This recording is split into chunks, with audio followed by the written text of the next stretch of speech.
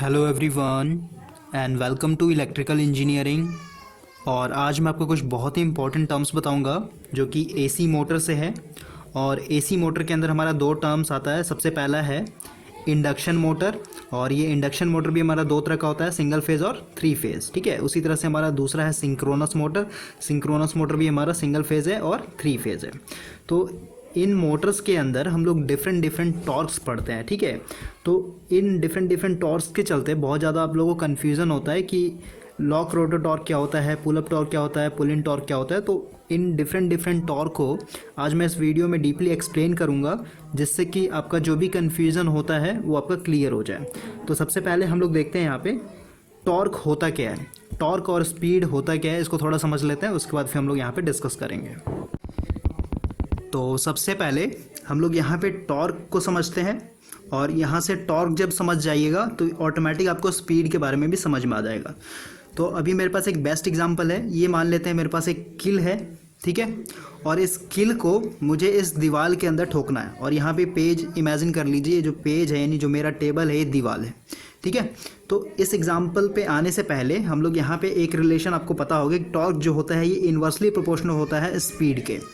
इसका मतलब अगर हमारा स्पीड ज़्यादा होगा तो हमारा टॉर्क जो होगा उस समय कम होगा, और जब हमारा स्पीड कम होगा तो हमारा जो टॉर्क होगा वो ज़्यादा होगा। ठीक है, तो ये जो रिलेशन है इसका भी प्रूफ हो जाएगा इस एग्जांपल से। यहाँ पे मेरे पास एक किल है, और इस किल को ठोकने के लिए मेरे पास एक हैमर है। ठीक है, ये पेन मान लेते हैं, मेरे पास हैमर है। ठीक है, तो ये किल इस तरह से रखा हुआ है, और इस किल के ऊपर मैं जितना जोर से मारूंगा उतना ही ज़्यादा ये क्या होगा, नेल जो होगा अंदर जाएगा। ठीक है, तो यहाँ पे जोर से मारने का मतलब क्या है कि हमारा टॉर्क बहुत ही हाई है, और टॉर्क हाई है तो स्पीड कम हो जाएगा। स्पीड कैसे कम हो जाएगा, क्योंकि यहाँ पे इसको जोर से मारने के लिए मुझे क्या लगेगा, टाइम ज़्यादा लगेगा, और टाइम ज़्यादा लगेगा तो टॉर्क हमारा हाई है और स्पीड हमारा ऑटोमेटिक कम हो जाएगा। और वही अगर मैं इसका उल्टा कर दूं, यानी इस नेल के ऊपर धीरे धीरे धीरे धीरे मारूं, तो यहाँ पे क्या होगा, मेरा स्पीड बढ़ जाएगा लेकिन टॉर्क जो होगा वो कम हो जाएगा। यानी स्पीड बढ़ेगा तो टॉर्क मेरा कम जाएगा। ठीक है, अब यहाँ पे देखिए, जब इस नेल के ऊपर यानी इस किल के ऊपर टॉर्क बहुत ही ज़्यादा था तो क्या था, ये बहुत जल्दी अंदर जा रहा था, यानी दीवार के अंदर घुस रहा था। लेकिन जब टॉर्क मेरा कम है और स्पीड ज़्यादा हो गया तो उस सिचुएशन में क्या होगा, ये नेल को अंदर जाने में टाइम लगेगा। तो ये रिलेशन होता है टॉर्क और स्पीड का। और इसको समझने के लिए एक और एग्जाम्पल है बाइक का। देखिए, बाइक का जैसे मान लेते हैं कि आपको पहाड़ पर चढ़ना है और आप ट्रिपल लोडिंग में है। ठीक है, तो यहाँ पे आपको बाइक को हमेशा क्या करना होगा, फर्स्ट गियर में लाना होगा। और फर्स्ट गियर में क्या होता है, बाइक के पास जो टॉर्क होता है यानी इंजन से जो टॉर्क जनरेट होता है बहुत ही हाई होता है, और टॉर्क जब हाई रहता है तो स्पीड कम होता है। इसीलिए जब भी आप फर्स्ट गियर में गाड़ी को ज़्यादा एक्सीलरेटर दीजिएगा तो स्पीड जो होगा कभी भी इसका 20 से या फिर 15 से या फिर 25 से आगे नहीं बढ़ता है। ठीक है, और टॉर्क हमारा हाई होगा। इसलिए जब भी आपको स्पीड ब्रेकर क्रॉस करना होगा या फिर पहाड़ पे चढ़ना होगा या फिर कोई भी ऊंचाई वाले एरिया में जाना होगा तो हमेशा गाड़ी को आपको फर्स्ट गियर में नहीं तो सेकंड गियर में आपको रखना होगा। उस बेसिस पे आपका टॉर्क ज़्यादा होगा और स्पीड अपना कम हो जाएगा। ठीक है, तो ये रिलेशन है टॉर्क का। और अगर यहाँ पर टॉर्क का जो डेफिनेशन है उसकी बात करें तो इसको देखते हैं। देखिए, टॉर्क का डेफिनेशन है, it is defined as the tendency of the force apply to an object to make it rotate about an axis. ठीक है, यानी कोई भी वैसा फोर्स जो शाफ्ट को या फिर किसी भी ऑब्जेक्ट को रोटेशन में लाए यानी रोटेट करे, ठीक है, उसको कहते हैं हम लोग टॉर्क। तो ये बेस्ट एग्जांपल था टॉर्क को समझने के लिए। अब हम लोग यहाँ पे आते हैं टॉपिक पे। तो सबसे पहले हम लोग यहाँ पे लॉक्ड रोटर टॉर्क को समझते हैं कि ये होता क्या है। देखिए, अब हम लोग यहाँ पे मोटर के बारे में बात कर रहे हैं, यानी हमारा एक एसी मोटर है, और यहाँ पे जो एग्जांपल ले रहे हैं मान लेते हैं हमारा एक 3 फेज़ इंडक्शन मोटर है। ठीक है, और ये 3 फेज़ इंडक्शन मोटर है तो इसमें आप सिंपल सी बात है, 2 पार्ट होगा इसका। सबसे पहला एक स्टेटर होगा और एक हमारा रोटर होगा। ठीक है, इसके अंदर हमारा मान लेते हैं केज रोटर है। अब यहाँ पे देखिए, ये हमारा स्टेटर है तो इसमें हमारा क्या होगा, 3 फेज़ वाइंडिंग होगा। ठीक है, इस तरह का हमारा मान लेते हैं ये वाइंडिंग है, 3 फेज़ वाइंडिंग, और ये 3 फेज़ मोटर है तो इसमें जो सप्लाई देंगे ये भी हमारा क्या होगा, 3 फेज़ होगा। यानी आर हो गया, वाई हो गया, बी हो गया, तीनों फेज़ दे रहे हैं इसमें। अब देखिए, 3 फेज़ वाइंडिंग में जब हम लोग 3 फेज़ सप्लाई देते हैं तो यहाँ पे हमारा क्या होता है, एक रोटेटिंग मैग्नेटिक फील्ड डेवलप होता है। मैग्नेटिक फील्ड, और इसका जो स्पीड होता है यानी इस रोटेटिंग मैग्नेटिक फील्ड का जो स्पीड होता है इसको हम लोग बोलते हैं सिंक्रोनस स्पीड। और इस सिंक्रोनस स्पीड को हम लोग सिंपली ns से डिनोट करते हैं और इसका जो रिलेशन होता है ये होता है 120 f/p, जहाँ पे f फ्रिक्वेंसी है और p है नंबर ऑफ पोल्स। ठीक है, अब यहाँ पे हम लोग समझना है लॉक्ड रोटर टॉर्क। अब देखिए क्या होता है, जैसे ही हम लोग यहाँ पे 3 फेज सप्लाई दे रहे हैं तो यहाँ पे हमारा क्या हो रहा है, एक मान लेते हैं रोटेटिंग मैग्नेटिक फील्ड डेवलप हो गया जो कि ns के स्पीड पे रोटेट कर रहा है। तो यहाँ पे हमारा स्टेटर का तो मैग्नेटिक फील्ड रोटेट कर रहा है, लेकिन रोटर में हमारा अभी तक कुछ नहीं है। ठीक है, एक तरह से क्या है, ये 0 पे है, यानी इनिशियल जो है इसका 0 स्पीड है, यानी 0 RPM। रोटर अभी हमारा क्या है, 0 RPM पे है। और यहाँ पे इमेजिन कर लेते हैं कि ये जो ns है ये 1000 RPM है यहाँ पे। ठीक है, यानी सिंक्रोनस स्पीड हमारा 1000 RPM है। तो इस सिचुएशन में क्या होगा, अभी हमारा ये स्टेटर वाइंडिंग तो रोटेट कर रहा है, यानी स्टेटर मैग्नेटिक फील्ड रोटेट कर रहा है, लेकिन हमारा ये जो रोटर है ये अभी भी 0 पे है। ठीक है, तो इसके कारण यानी इस स्टेटर वाइंडिंग के कारण जो टॉर्क जनरेट होता है उसको कहते हैं हम लोग लॉक्ड रोटर टॉर्क। अब इसके कारण कैसे जनरेट होगा टॉर्क, इसको थोड़ा समझते हैं। देखिए, ये तो हमारा एकदम फ्री है। फ्री कहने का मतलब जैसे ये इमेजिन कीजिए ये मेरे पास डीसी मोटर है। ठीक है, तो अभी इसको मान लीजिए कि हमारा एक तरह से इंडक्शन मोटर है और इसके अंदर जैसे हम लोग 3 फेज सप्लाई दे रहे हैं तो इसके आसपास में क्या हो रहा है, रोटेटिंग मैग्नेटिक फील्ड जो 1000 RPM पे रोटेट हो रहा है इसके चारों तरफ। ठीक है, जो कि हम लोग देख नहीं सकते हैं। तो इस सिचुएशन में क्या है कि इधर तो हमारा घूम रहा है, यानी एक हमारा मैग्नेटिक फील्ड रोटेट कर रहा है, लेकिन ये साफ्ट भी क्या है, अभी एकदम फ्री है, यानी ये बहुत ही हल्का होता है ना, इसको हाथ से घुमाइए तो घूमता है इस तरह से, है ना। तो इसके चलते यानी यहाँ पे आसपास में क्या हो रहा है, घूम रहा है, तो इसके चलते क्या होगा, इस रोटर के ऊपर टॉर्क जनरेट होता है। ठीक है, लेकिन यहाँ पे इतना टॉर्क जनरेट नहीं हो पाता है कि इस रोटर के शाफ्ट को घुमा सके। ठीक है, लेकिन फिर भी इसमें कुछ ना कुछ टॉर्क यानी इस पे पड़ता है। क्यों पड़ता है, क्योंकि यहाँ पे हमारा क्या हो रहा है, 1000 RPM पे सिंक्रोनस स्पीड पे हमारा रोटेटिंग मैग्नेटिक फील्ड क्या हो रहा है, रोटेट कर रहा है। ठीक है, तो जिसके कारण हमारे यहाँ पे कुछ ना कुछ टॉर्क जनरेट होगा और इस टॉर्क को कहते हैं लॉक्ड रोटर टॉर्क। ठीक है, और लॉक्ड रोटर टॉर्क जो होता है हमारा, इस सिचुएशन में जो रोटर होगा ये लॉक होगा, कहने का मतलब ये घूमेगा नहीं, इसलिए इसका नाम पड़ा है लॉक्ड रोटर टॉर्क। यानी हमारा जो है रोटर पे टॉर्क तो पड़ रहा है लेकिन फिर भी ये क्या है, रुका हुआ है, यानी लॉक्ड है। इसी को कहते हैं लॉक्ड रोटर टॉर्क। अब हम लोग नेक्स्ट पे आते हैं। इससे से पहले हम लोग यहाँ पे लॉक्ड रोटर टॉर्क का यहाँ पे डेफिनेशन देखते हैं। देखिए क्या बोलता है, it is the amount of torque the motor will produced when the 100% rated voltage and rated frequency is applied to the motor stator. देखिए यहाँ पे स्टेटर आ गया ना, यानी स्टेटर के कारण जो भी हमारा टॉर्क जनरेट होता है उसको कहते हैं हम लोग लॉक्ड रोटर टॉर्क। और यहाँ पे जो भी हम लोग सप्लाई दे रहे हैं स्टेटर के अंदर क्या दे रहे हैं, रेटेड देंगे ना हमेशा, 3 फेज जो भी इसका रेटेड रहेगा नेम प्लेट पे लिखा हुआ उसको। And the shaft of the motor is held still, hold still. ठीक है, हेल्ड यानी रुका हुआ। ठीक है, this torque is provided by the stator windings. ठीक है, और ये जो टॉर्क मिलता है रोटर के ऊपर यानी रोटर के शाफ्ट के ऊपर वो स्टेटर वाइंडिंग के थ्रू मिलता है। चलिए ये क्लियर हो गया होगा। अब हम लोग आगे देखते हैं। देखिए नेक्स्ट है हम लोग का पुल अप टॉर्क। ये क्या होता है, इसके लिए भी हम लोग यहाँ पे 3 फेज इंडक्शन मोटर ले लेते हैं। अब यहाँ पे भी हमारा सेम होगा, ये हमारा स्टेटर वाइंडिंग है, इसके ऊपर हमारा क्या होगा, 3 फेज वाइंडिंग किया होगा इस तरह से, और इसके अंदर हम लोग 3 फेज सप्लाई दे रहे हैं। ठीक है, और यहाँ पे हमारा रोटर है। अब जैसे इसमें हम लोग 3 फेज सप्लाई देंगे तो हमारा क्या होगा, एक NS यानी रोटेटिंग मैग्नेटिक फील्ड डेवलप होगा, जो कि NS यानी यहाँ पे एज्यूम कर रहे हैं 1000 RPM है, यानी 1000 RPM पे हमारा रोटेटिंग मैग्नेटिक फील्ड रोटेट कर रहा है। अब यहाँ पे देखिए, अगर आप यहाँ पे कंपेयर कीजिएगा यानी रिलेटिव स्पीड का डिफरेंस देखिएगा, NS और NR मतलब होता है रोटर स्पीड। तो अभी तो हमारा रोटर क्या है, 0 है, यानी NR हमारा 0 है। तो इस सिचुएशन में क्या होगा, हम लोग का जो रिलेटिव डिफरेंस होता है स्पीड का बहुत ही हाई होता है। कहने का मतलब अभी हमारा NR यानी इनिशियल कंडीशन में NR यानी ये जो रोटर है ये 0 स्पीड पे है, यानी 0 RPM पे यानी रुका हुआ है। लेकिन इस सिचुएशन में यानी इसी टाइम में हमारा NS क्या है, 1000 RPM पे रन कर रहा है।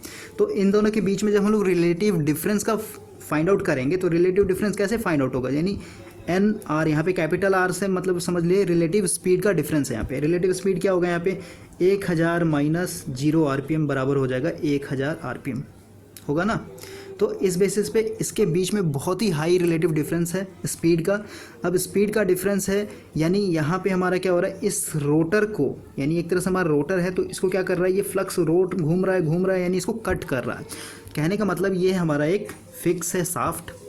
ठीक है, और इसके चारों ओर एक बहुत ही हाई स्पीड पे यानी 1000 आरपीएम में क्या हो रहा है, हमारा एक मैग्नेटिक फ्लक्स रोटेट कर रहा है, यानी मैग्नेटिक फील्ड रोटेट कर रहा है।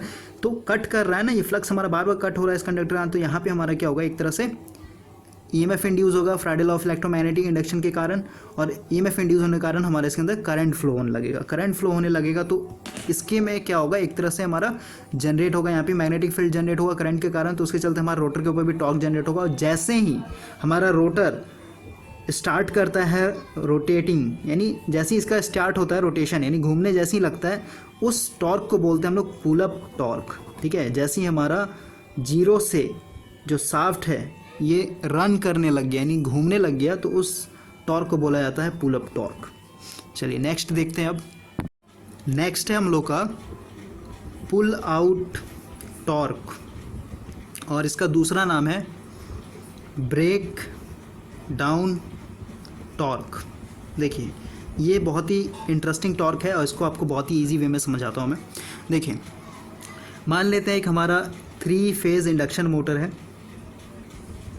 ठीक है, या फिर 3 फेज़ सिंक्रोनस मोटर है। ये जो है दोनों के लिए होगा, यहाँ पे इसमें कंफ्यूज नहीं होना है आपको।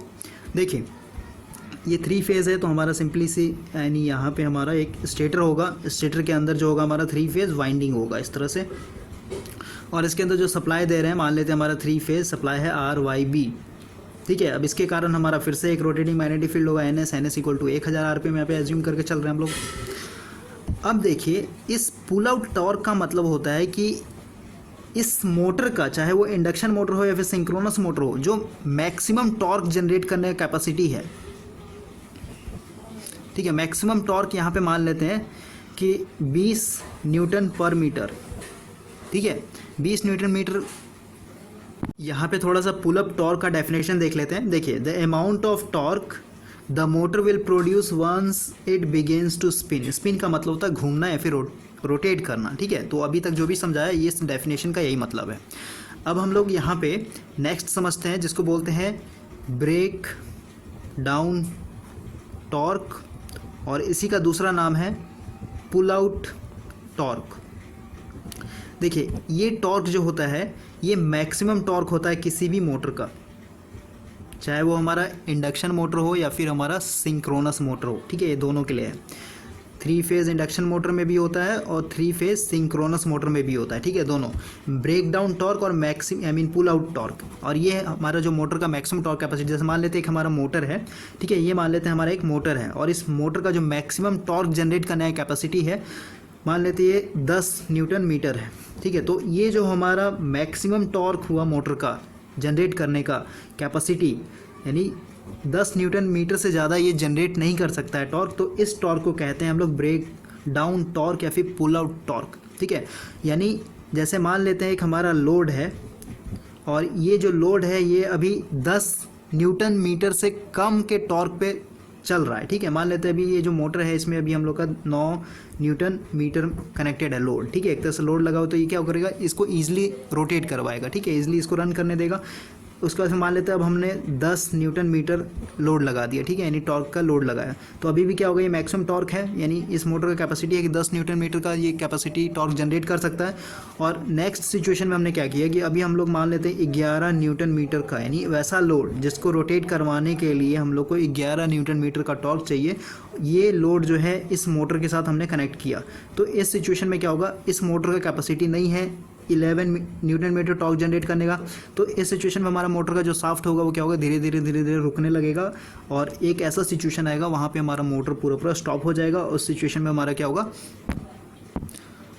वाइंडिंग जो है यानी स्टेटर वाइंडिंग और जो भी हमारा रोटर है उस पर क्या होगा, बहुत ही ज़्यादा प्रेशर पड़ेगा, उसके कारण हमारा हीट जनरेट होगा। हीट जनरेट होने के कारण हमारा अगर यहाँ पे थर्मल रिले नहीं होगा मोटर के अंदर तो हमारा मोटर क्या होगा, हीट होकर जल जाएगा। ठीक है, तो इसको कहते हैं हम लोग ब्रेक डाउन टॉर्क और पुल आउट टॉर्क, यानी ये मैक्सिमम टॉर्क होता है। तो इसको थोड़ा डेफिनेशन से देखते हैं।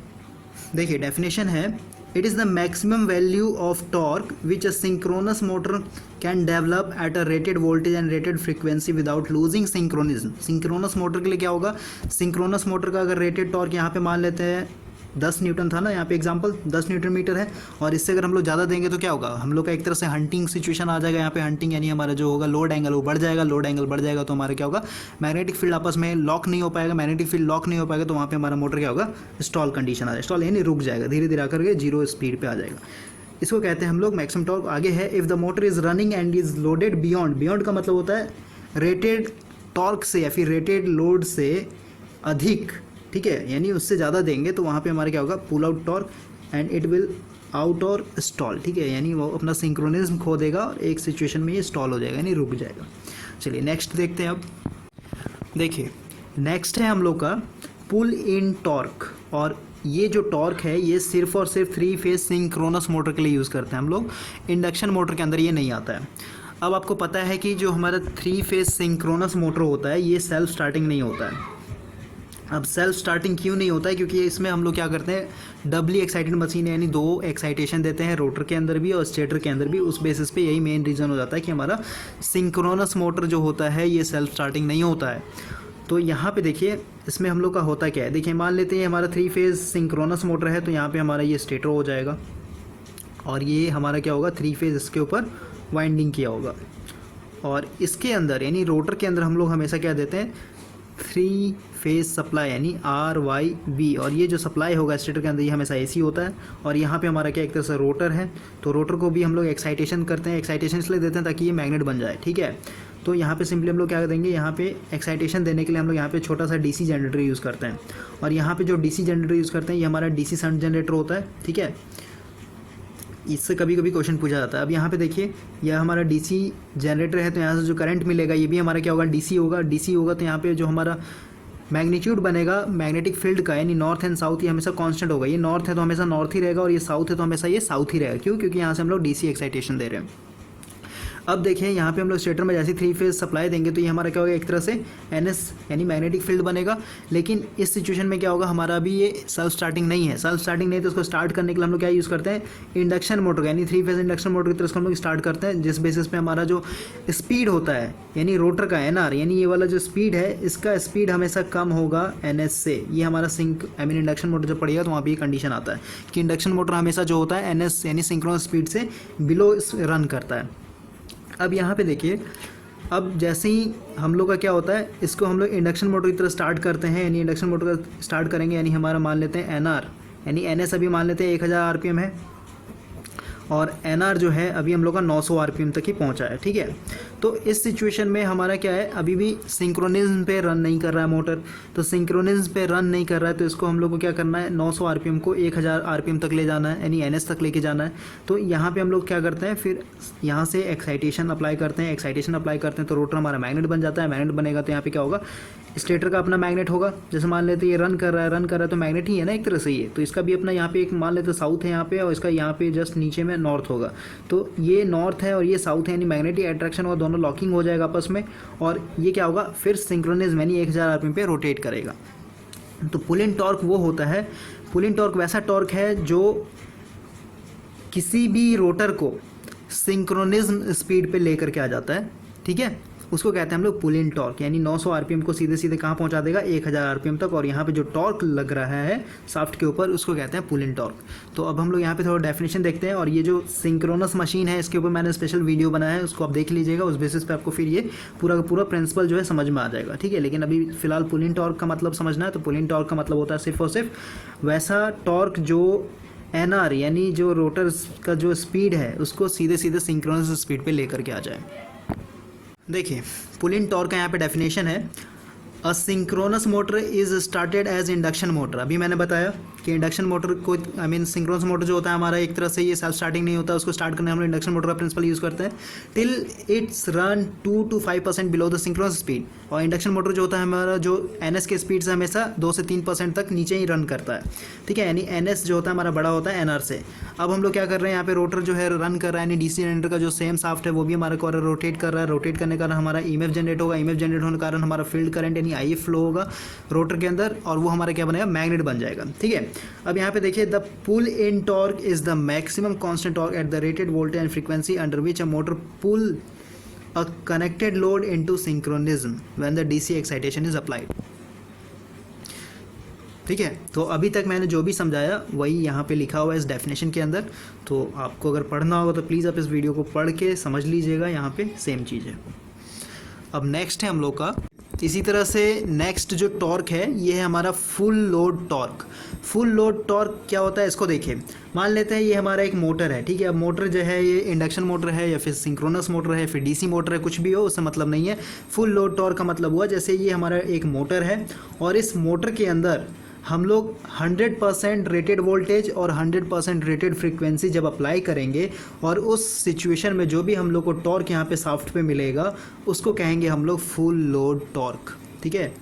तो ये डेफिनेशन यही है, full load torque is the torque which a motor is designed, यानी जिस बेसिस पे इसको डिज़ाइन किया गया है, to produced when 100% of rated voltage and rated frequencies are applied and the motor is spinning at its design speed, ठीक है। इसको कहते हैं हम लोग फुल लोड टॉर्क। उसी तरह से नेक्स्ट है हम लोग का रनिंग टॉर्क। रनिंग टॉर्क क्या होता है, देखिए रनिंग टॉर्क मतलब हमारा एक मोटर है जो कि रन कर रहा है, ठीक है। तो यहाँ पे देखिए, it is the torque developed by the motor under running condition, it is determined by the power rating and the speed of the driven machine. तो ये सब बहुत ही सिंपल है। यहाँ पे एक लाइन का डेफिनेशन में क्या समझाओ, इसमें रनिंग टॉर्क मतलब जब मोटर रन कर रहा है तो वही हमारा जिस रन कर रहा है तो उस सिचुएशन में जो भी टॉर्क है जैसे रन कर रहा है ना, तो ये हमारा एक मोटर है, मोटर के ऊपर लोड है, लोड लगा हुआ है, यानी लोड लेकर के रन कर रहा है। तो उस लोड को एक तरह से कैरी करने के लिए यहाँ पे कुछ ना कुछ टॉर्क तो लग ही रहा होगा ना, तो इस टॉर्क को हम लोग कहेंगे रनिंग टॉर्क, ठीक है। तो ये हमारा एक तरह से जो भी डिफरेंट टाइप्स का टॉर्क था इस वीडियो के अंदर मैंने डिस्कस किया। और इस सेक्शन के अंदर यानी जो भी मैंने टॉर्क को डिफाइन किया है इसमें बहुत ही बच्चों को कन्फ्यूजन होता है, तो प्लीज़ इस वीडियो को आप शेयर कर दीजिएगा जिससे कि उन लोग का जो भी कन्फ्यूजन है वो दूर हो जाए। और ये कुछ इंपॉर्टेंट था, ठीक है। सो आज के लिए इतना ही। Thanks for watching this video, see you next time.